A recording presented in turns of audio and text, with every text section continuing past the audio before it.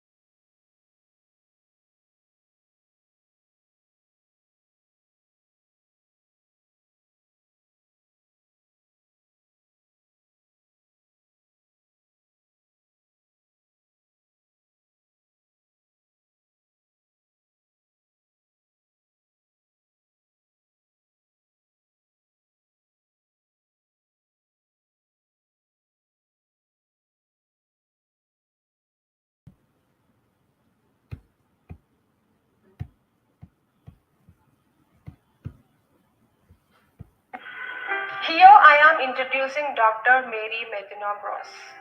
Dr. Mary Medina Gross holds a fundamental belief that we deserve to live and work in cultures that gives us the space and opportunity to grow both professionally and personally. Individuals who have a sense of belonging, the opportunity to develop their expertise, and the authority to use their talents will not only give more to their organization but will also be happier and healthier. Creating these cultures begins with the willingness of the leader to take responsibility for their experiences and results. As leaders develop an awareness of their own emotional and behavioral patterns, they also develop self compassion and empathy. When leaders extend this empathy and compassion to their teams, they create a space for everyone to grow. She has served in leadership roles throughout her adult life in military, education, and business settings. Although she wasn't always the leader that she aspired to be. As she engaged in coaching, she learned to develop her self awareness and her leadership presence shifted from a doing to a doing with model of leadership. Dr. Mary is on a mission to support mission driven entrepreneurs who are ready to take responsibility to become the leader their business or team needs. This is the introduction of Dr. Mary Meduna Gross. Thank you.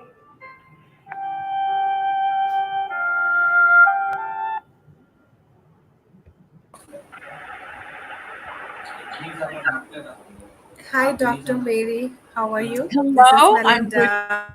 Hello, can you hear me? Yeah, I can hear you. How are you today? Okay, I'm doing great. Thank you. So, yes, we have done with your introduction. So, you can start your session. So, welcome to the big stage. Okay, thank you. Thank you. All right, let's make sure I'm sharing my presentation.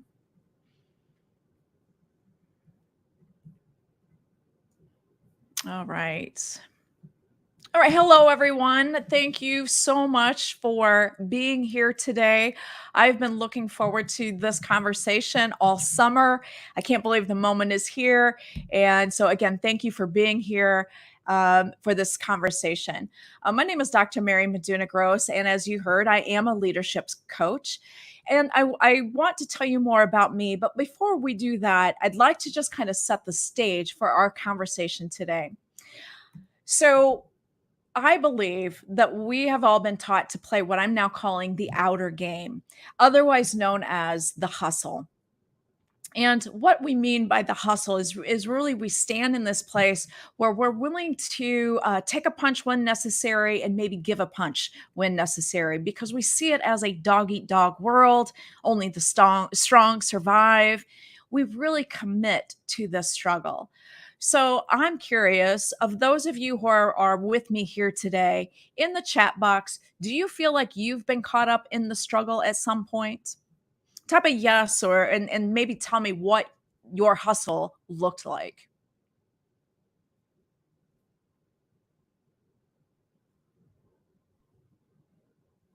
All right. As that comes in, let us continue because when we're playing this outer game, what we're doing is we're really operating from a core belief that we have to control or manipulate people and events outside of us in order to create the results that we want. Now, you maybe know some of these strong people. I know some of these very strong people. And oftentimes, what I've noticed too is that even when they're winning, right, they're getting the results they want, they don't feel like they're winning on the inside. Too often, I've seen someone successful on the outside be miserable on the inside, and I believe that that's all because we feel like we have to fight for what we want or what we need. So I had to ask myself, and again, I'm going to tell you my story in just a few minutes, but I really had to ask myself when I was in the hustle, what was this costing me? And I believe that this cost us at least four ways. One, it's going to cost us our health because staying in this hustle space is going to keep our nervous systems fired up. And at some point, that's going to compromise our health. It's going to compromise our wealth. We're going to spend money looking for that shiny new object that's going to solve our problem because we see our solutions as outside of us as well. Our relationships are going to take a hit, and I'll point out more why that is. And finally, the fourth reason or cost here is our capacity to even enjoy our lives. Because what's the point of building a beautiful business that's making an impact on others if we're not enjoying our experiences along the way? And just again, type into the chat box if this is resonating with you. Just give me a little temperature check here on how this is landing for you. And perhaps what has the hustle cost you either currently or in the past?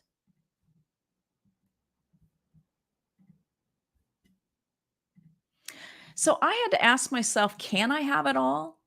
Can I have a successful business and health and wealth and relationships and the time to enjoy it all? And I would not stop asking that question until I got, oh, absolutely. Yes, we can have it all. I believe we do not have to make choices. We do not have to compromise in these four areas that I've highlighted. We can have it all. So, about 6 months ago, I discovered a subset of entrepreneurs known as the conscious entrepreneur. Now, these are entrepreneurs that can get caught up into the hustle as much as anyone. And when they do, I believe they're going to feel it more strongly. You see, that's because the conscious entrepreneur shares four values.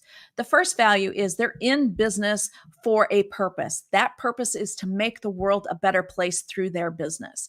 That's what's leading their efforts. They also care deeply about people, profit, and planet. So the hustle that we've all been taught to play was designed for those who define success by the bottom line. And because the bottom line, their profit number, is their primary driver, their purpose is to take actions that will make them as much money as quickly as possible. This means that they tend to be transactional with others, including their own team members. And there really is little or no concern about how others might be impacted by their decisions or their actions of their business. So that's, again, that hustler. Now, the conscious entrepreneur, being driven by purpose, wants to make the world a better place. And so I think that this outer game, this idea that we have to hustle, will crush them even more painfully. That's because this hustle approach is not aligned with those values. Remember, right? The measure of success for that traditional business playing the outer game, that hustler, is profit. That's the measure of success. The measure of success for the inner game for conscious entrepreneurs includes making an impact, includes creating spaces for people to grow. It includes generating profits that will serve their families and the communities and minimize their impact on the planet. So there's so many more ways for the conscious entrepreneur to measure their success beyond the bottom line. And so when we're playing this inner game, what we do first is we align with our purpose. And when we're aligned with our purpose, we are being consistent with our behaviors and our actions and our words. And this makes it a safe space for other people to follow us. And then we're also in the space of creating, where creating seems to happen almost without effort. And again, because you as a conscious entrepreneur care deeply about people, you're going to attract the right people to support your mission. All right, let me just back up and look at some of these comments. Yes, building my business as well as working 9 to 5. That is taking on a lot. Cost me time away from my child and my spouse. Yes, exactly. Lack of rest, health, of course. Um, yes, proper rest is so critical. In fact, let me just make a side comment on that. I haven't read this book yet, but I did just hear of a book. It's on my list. It's called Why We Sleep. And I'm really interested to look at that, about how sleep restores us. But that's a side note. And we can come back to that again later.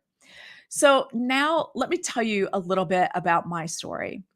So I had aspirations of being a leader at least since high school, maybe before then, I don't know. But I remember in high school, my teachers had nominated me to attend the Hugh O'Brien Youth Leadership Conference.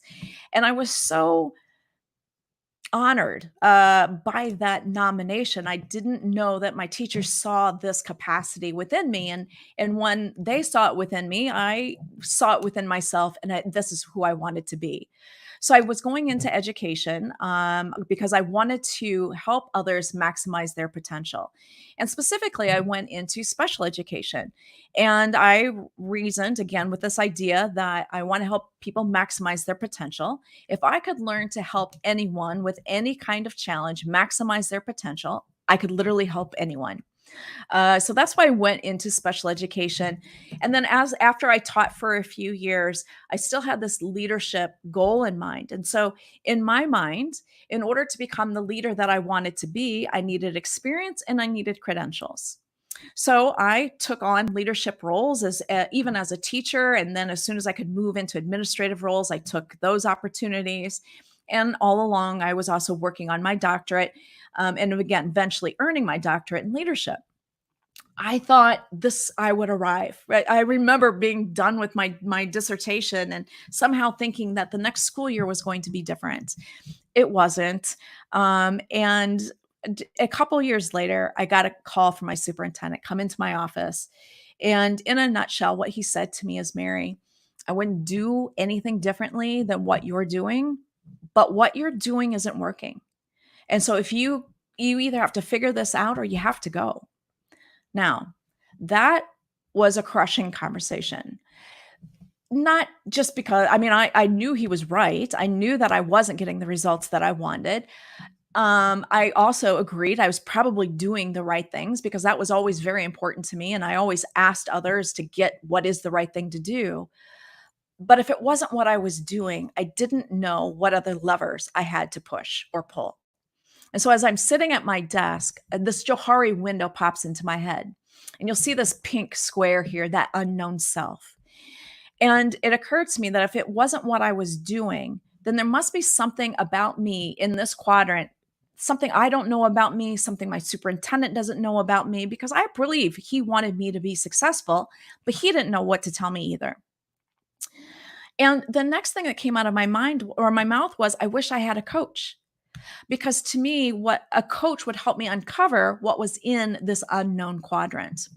And this was probably about 10, 12 years ago. I was not aware that coaching was becoming the profession that it is now. And so I Googled it. And once I found out what it was almost instantaneous. Again, going back to my desire to help people maximize their potential, I wanted to be the coach for leaders that I wish that I had had. To help others uncover what's in their unknown quadrants so that they can lead in the way that they really feel compelled to lead. So that's what I did, became the coach. And here's how one client has described her experience in working with me. She said, it's been so beneficial, not only for my business, but also for achieving personal goals. She says, I'm in law school, wrapping up my 2L year. And usually around this time, I would feel overwhelmed and anxious, but I've not felt so confident and relaxed heading into my finals. Thanks to Dr. Maduna Croce's coaching, I've had the energy to overcome this challenge and connect with my why or my purpose in being in law school. I feel so grateful that I have the systems I can implement in my life that allow me to let go of my limiting beliefs. I love this last sentence that reflects that she has the systems now to make those choices to impact and create the life that she wants. So let's dive into this inner and outer game. So the outer game, the way that I'm going to do this, I'm going to walk you through this framework that I use to break down experiences. Most of the time we're just talking about results, right? Am I getting the results I want? That's as far as we really look. And unless we're not getting the results we want, then we might look back at what am I doing? And so we end up staying on this left-hand side of the uh, model here, just going back to what am I doing? Am I getting the results I want? No, let's go do something different. Am I getting the results I want? None of us, most of us, I should say, are not looking at this right-hand side of the diagram. And this is where everything starts. So imagine here at the center that something outside of you has come into your awareness. Now, before you are even aware of what that has been filtered through your stories, your thoughts. And so if you have beliefs, and these are going to be unconscious beliefs. So consciously, you might say, oh, I would never say that about myself. But if you listen closely to your heart, you might find some of these thoughts that say things like, I win, you lose. In order for me to win, you have to lose. Thoughts that say, I'm not appreciated, or I have to fight for everything.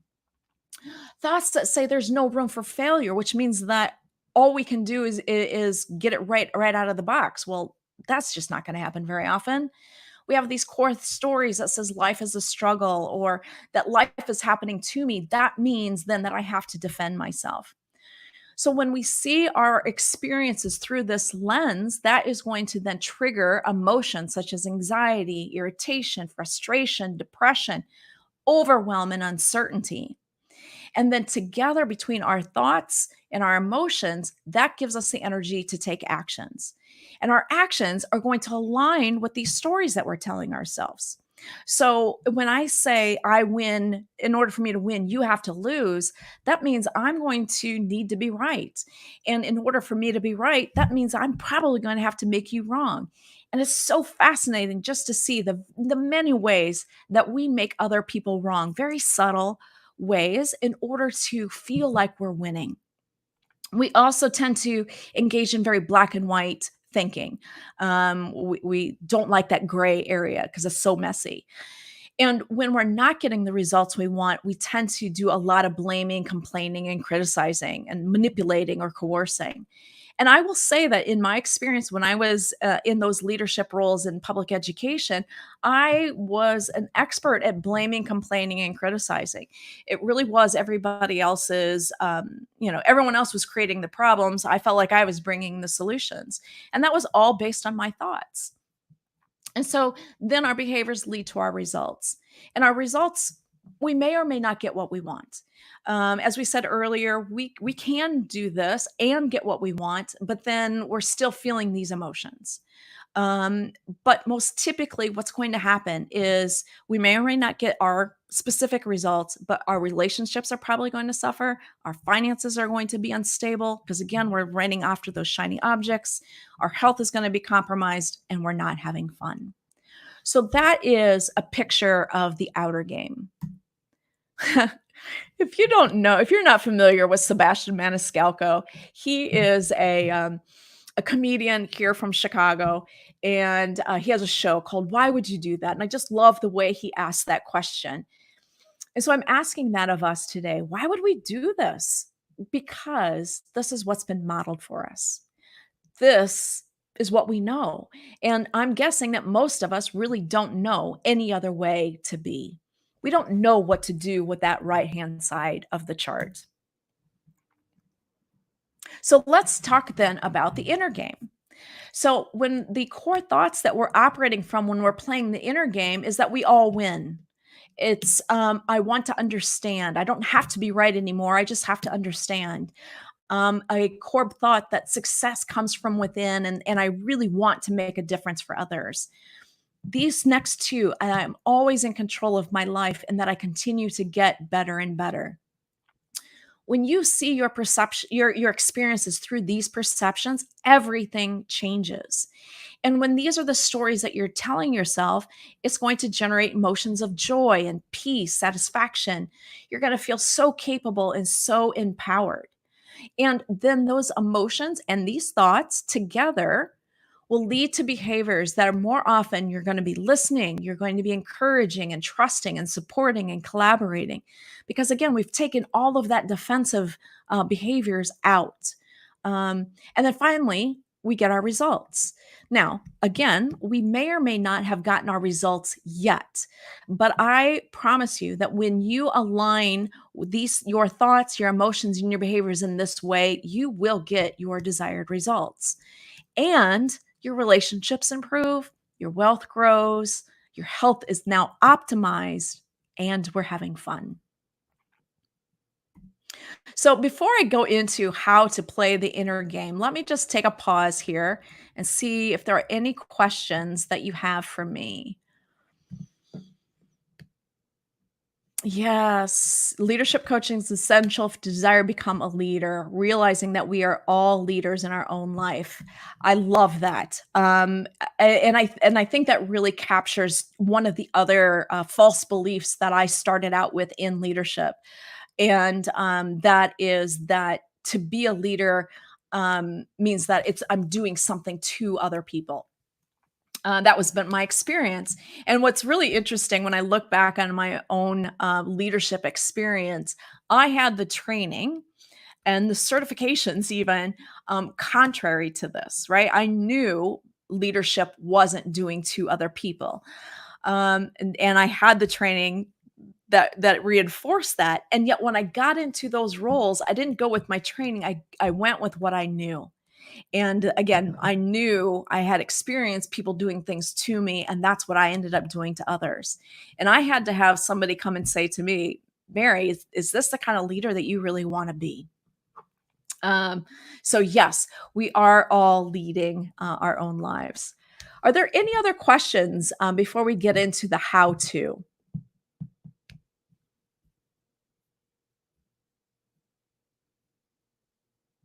All right. Well, I'm going to go on and let's talk about the how to. This is what we really want to know, right? So, how do we begin to make that shift from the outer game to the inner game? The first step is to understand how our behavior system works. And this is what I've been modeling for us here today. Again, our behavior system isn't just actions and results. Our behavior system includes the filters, the beliefs that we are living with, that we use to make meaning of our experiences. And all of these stories, then, as we have seen already, directly create our emotions. And then together, our stories and our emotions create our behaviors. So understand the full picture about how our behaviors work so that when you're not getting the results you want, you don't have to just come back to your behaviors. Am I doing the right thing or not? You can actually come back to, and I would encourage you, step two is that self awareness. Come back to and listen to, what are the stories that I'm telling myself? I think that the inner critic gets a bad rap. And, I kind of bristle a little bit when I hear people describe the inner critic as the drunk monkey or the monkey mind, because I think that diminishes it. I believe that the inner critic is there to protect us, to keep us safe and to keep us comfortable. And it does a brilliant job of doing this. It's just that often what we want is outside our bubble of what is safe and comfortable. And so that's the inner struggle. I want something outside of safe and comfortable, but unconsciously, everything's holding me into this space of being safe and comfortable. So, as we're listening to that inner critic, it's going to reveal these thoughts that we're living with. And then we get to recognize, what is that emotion? How is that story creating emotions? And you can play with it. Here's a common way to play with this: is if you're driving down the road and somebody cuts you off, and maybe your first thought was, well, how dare they? I'm been a little nervous, right? So my nervous system has been triggered. And so automatically my thoughts go to, how could somebody put me in such a dangerous situation, right? They're doing something to me. And then that's going to create that emotion of being defensive and fearful, and maybe even aggressive if I tend to be an aggressive driver. I'm not saying that I am. I'm just saying if, right? All right. Anyway, you can then switch your story in the moment. You can say, well, what if instead of me saying that this person is a reckless driver and putting me and everyone else in danger, what if my story is, maybe this person is on the hospital and someone that they really love is has been in an accident, and they can think about is getting there as quickly as possible. Now, I don't know if that's true or not. And honestly, it doesn't matter if it's true. Because if that's the story that I'm living with, that is now going to bring out emotions of empathy in me. And if I might be an aggressive driver, I'm not going to be now, because now I'm empathetic. And so my behaviors, instead of maybe being aggressive, will now be, let's get out of this way. What can I do to help this person get to where they need to be as quickly as possible? And the results are, again, it has nothing to do with the guy in the other car. The results are with me. So if I stick with my story that this person has done something to me, then I might be aggressive. And the result is, now I'm hanging on to the stress response. And this might influence my next interaction with somebody when I get to where I'm going. Versus if I change my story to, this is somebody's been in danger and needs to get there, I'm now empathetic. My behaviors are to create space. The result for me is, I can let this go and now move on with the rest of my day. So, learning to play this inner game impacts everything. And we began by listening to these thoughts.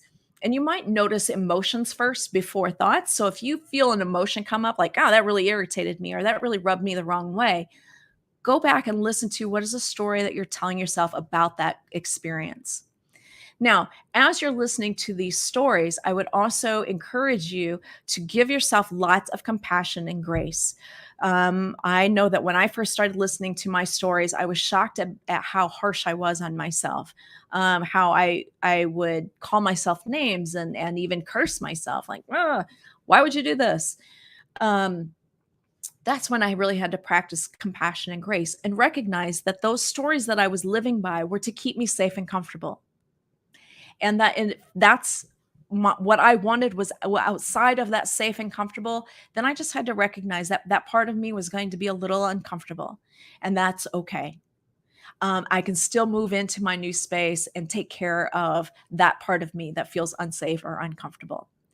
So, the fourth item here is to give yourself time to feel the feels, because all of these thoughts and emotions that we're living with are held in place by the emotions that were created when we first set those beliefs.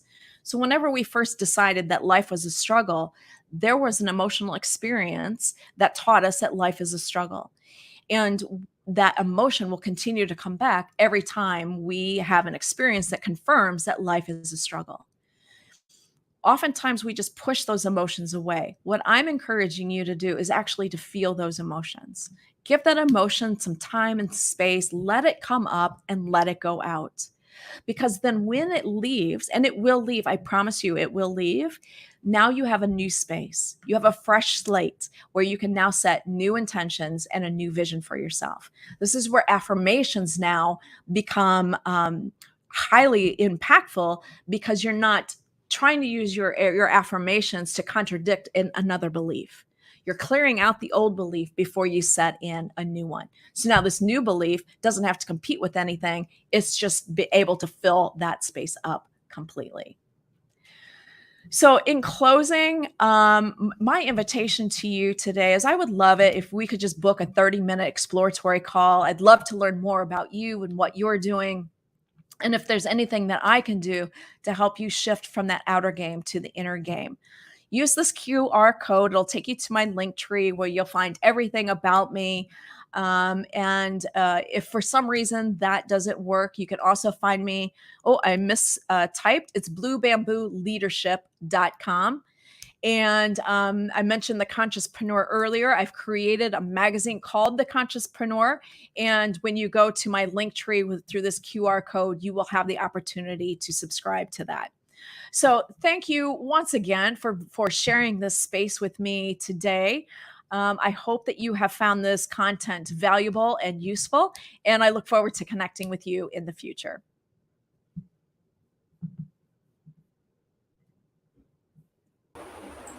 Are there any other questions? Thank you so much, Dr. Mary Meduna. This was really the topic you chose about leadership, so personal and professional leadership. So it's amazing. You gave a better examples, so we got a clear picture. So yeah, thank you. And I think so. The audience have already posted you with this question already.